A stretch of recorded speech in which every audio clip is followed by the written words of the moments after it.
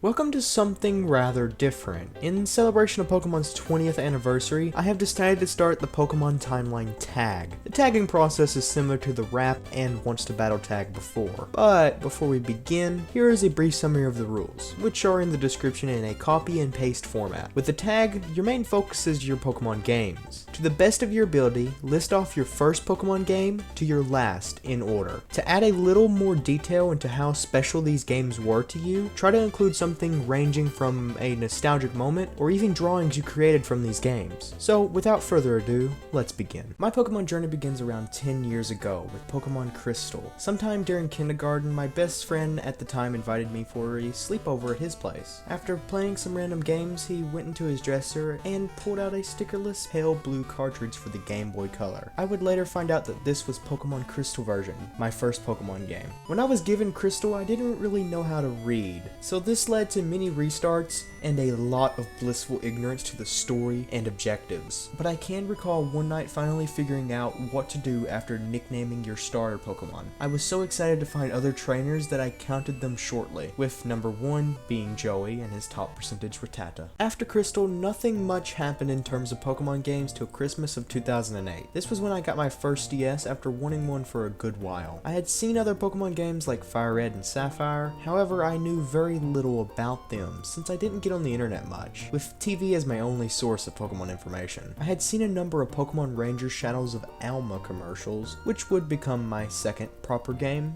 and first for the DS, with Pokemon Diamond and Mystery Dungeon 2 following shortly afterwards. Pokemon Ranger was the first Pokemon game in which I was fully able to read well enough to play through the story fully. I personally fell in love with Team Den's Sun's theme.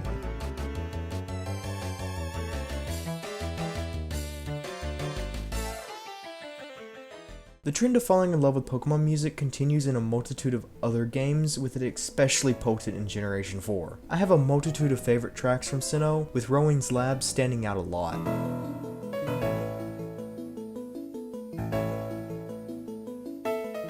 It was around 2009 that I started developing a pattern, with Platinum following Diamond, though I got Platinum on a random day of the year rather than Christmas or my birthday. For Platinum, I can recall solo running the game with just Floatzel. I got really stuck on Cyrus, having to battle him till my Floatzel was somewhere around level 50 or 60 before I finally beat him. Heart Gold followed Platinum in 2010, with it also having an early in the year release date. It was much like Platinum in how I got myself a copy. It was also around this time that I likely got Pokemon Ranger Guardian Signs. In 2011, it was the first time and so far the only time that I pre-ordered a Pokemon game. Those games being both black and white. With their pre-orders, I received Victini as a gift, which I took full advantage of, restarting one of my copies multiple times to get multiple Victinis. Next came Black and White 2 in 2012. I got Black 2 from my mother and White 2 from my father, although I don't really recall playing White 2 very much. I personally really enjoyed the story progression from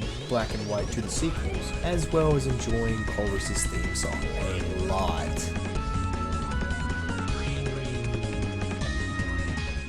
Next up was Pokemon X. I had a 3DS since its launch year, however no 3D Pokemon games to use it with. But this changed when X and Y came out. Around Christmas, my dad got me a new 3DS XL, and some spending money for the new game. I personally chose X version. I had been on the internet frequently, so I knew well ahead of time of Generation 6's arrival, and was one of the first times I actually theorized about Pokemon, with Corway Town being one of those first theories. Pokemon Omega Ruby is next up. Although I did play Sapphire, I can't recall when I got it, since I more or less borrowed it from someone permanently. For me, the one thing that really stands out about Omega Ruby is that I played the whole story in 3D. The encounter with the legendary being absolutely glorious when you actually get used to the 3D. Next up, well, aside from Super Mystery Dungeon, is likely Pokemon Sun or Moon. So that's my Pokemon timeline as of 2016, for majority of the handheld games at least. Since this is the end of the timeline for now, that means it's time for some tagging. Since this is the starting tag, I'm going to tag way more than 3 people. First up is Ovi.